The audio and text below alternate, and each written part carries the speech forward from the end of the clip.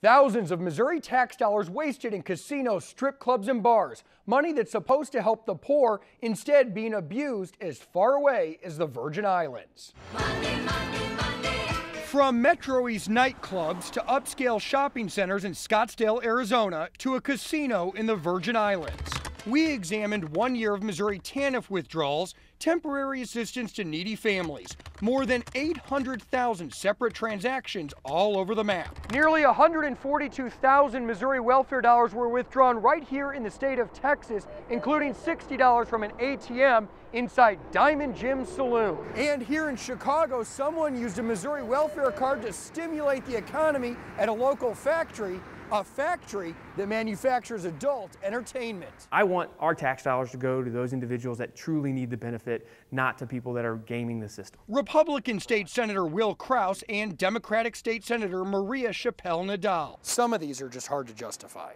Absolutely. Both agree transactions at bars on Bourbon Street in New Orleans, including the Tropical Isle, home of the hand grenade, New Orleans' most powerful drink, and believe it or not, at Ripley's in San Antonio, and more than 4,000 accessed at the 7th Street Casino in Kansas City, Kansas, are a waste. If you're visiting a casino out of state, that doesn't seem to me that that person potentially needs that funds. The 7th Street Casino is a short drive from downtown Kansas City, Missouri, but there are other casino withdrawals much farther away, including the Riviera Resort in Vegas and other out-of-the-way casinos in Carson City.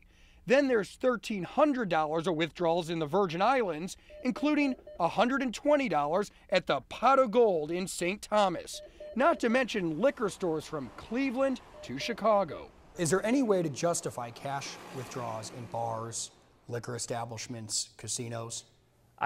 The only way I could see it is if that was the only ATM that was in the local area. What is not justifiable is if you are spending money from your TANF card at a casino to gamble. That is not right. It's also not right if someone is using their TANF card to go to a strip club. Chappelle-Nadal immediately contacted the Department of Social Services after I contacted her. DSS sent her this email citing 2 of my previous welfare investigations and assured her TANF is designed to assist needy families so that children can be cared for in their own homes.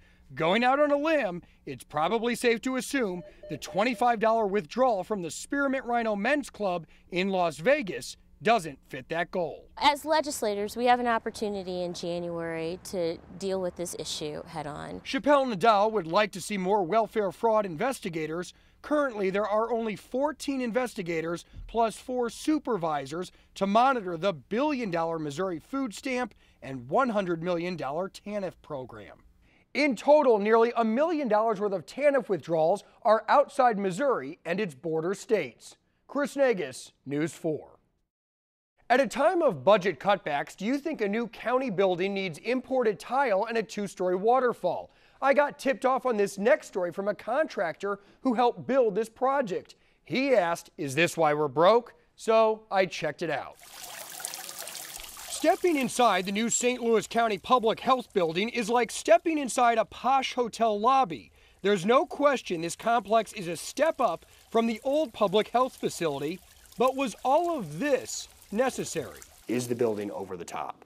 Oh, no, I don't think so. Mike Jones is the county's senior policy advisor and defends expenses like the $90,000 water feature, the $300,000 spent on tile, the $126,000 spent on interior signage, and the more than $160,000 spent on channel glass and handrails that gives the building its sleek look. Jones says the building's location in Berkeley, a predominantly black community, likely led to the expense questions. You will never get me to believe that somebody would ask me about a waterfall in a public building in Clayton. Okay, but I'm not surprised that in St. Louis somebody asked me about a waterfall in a public building in Berkeley. I mean, so you do think that's a race-oriented question? I mean, yeah, that somebody would bring that up? Yeah, I think so. I think one of the questions perhaps they were asking is, this could still be a very nice building, but does it need the waterfall? Does it need imported tile? And I'm challenging the assumption of that question. I'm saying the caller, whoever dropped the dime on the building, would not have made that same call if this was Chesterfield, and I personally find that offensive. Jones said people in the area deserve an aesthetically pleasing building, and there's no question this $20 million building delivers. The complex will house labs, vital records, and medical offices. The winning bid was part of what's known as design build construction, which means the county told the bidders how much money they had, what the building needed, and it was up to the bidders to wow them. The waterfall and expensive tile were not must-haves for the county, but were part of the winning bid. So I asked if some of the extras could have been eliminated from that bid to save tax dollars. If you do it like that, you then don't negotiate the elements that the winning contractor decided to solve the problem with. So once they put that bid out there and say, this is what we're going to do, you guys have no wiggle room at all to say, well, no, what we deal with, are they meeting our requirements? In all fairness, I told Jones if the county builds a future project in Clayton or Chesterfield that includes a waterfall, I promise we'll do a story. Jones also told me the selected bid was one of the cheapest and it came in on time and on budget. Have you seen something in the community that has you asking, is this why we're broke? Let me know on my KMOV Facebook page or send me a message on Twitter. Chris Nagus, News 4. It's become the poster child of government waste, the famed Alaskan Bridge to Nowhere. Now I'm hearing about a road to nowhere right here in our own backyard, and it's costing more than $1.5 million tax dollars. This story came from an Illinois viewer who asks, is this why we're broke?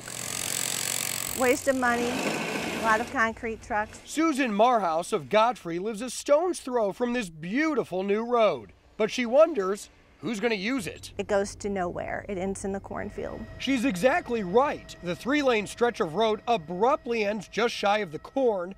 Records show it costs more than $1.5 million to construct. It does provide access to a neighborhood with 60 homes, but there's already a service road connecting the neighborhood to the main road. And then it stops right here at the cornfield. In fact, Susan lives in the neighborhood. That's our road to nowhere. And says all of this new construction is unnecessary. So what's the deal? They think it's a road to nowhere. Of course, 255 was a road to nowhere when they started. Mayor Mike McCormick says the road is part of a bigger vision that might eventually be a crosstown connector aimed at stimulating economic growth. But there is currently no funding available to build it. Plus, there's private property in the way, and Godfrey does not use eminent domain. There are property owners in the path of this future road that refuse to sell, is that correct? We've heard rumors to that effect. And here's the real problem with this project. It's one of those classic government-sponsored use it or lose it deals. The federal dollars were designated to Godfrey years ago, but if the cash wasn't spent by the end of 2012, the money would be shifted to someone else's field of dreams. Once it's designated for a certain project, that's the only project you can use it on. And you guys don't have any flexibility? No flexibility. No flexibility at all. Which is, I agree, it's sad. Yeah, I mean, because it seems that there'd be a higher priority right now than a road that really doesn't go anywhere at this point other than a few homes that are already serviced by another road. Right. I agree. McCormick says he would rather use $1.5 million to build sewers, but his hands are tied. Ultimately, he feels this could someday lead somewhere. Residents like Susan Marhouse still think it's a waste. They could have given the money back. It's our federal tax dollars right here. The mayor also told me he was originally opposed to the road when he was a trustee because of land acquisition issues, but as mayor, he supports it because now that one section is built, the village has a better chance at getting funding to build more sections down the road. If you spot government spending that has you asking, is this why we're broke? Let me know on my KMOV Facebook page or send me a message on Twitter. Chris Nagus, News 4.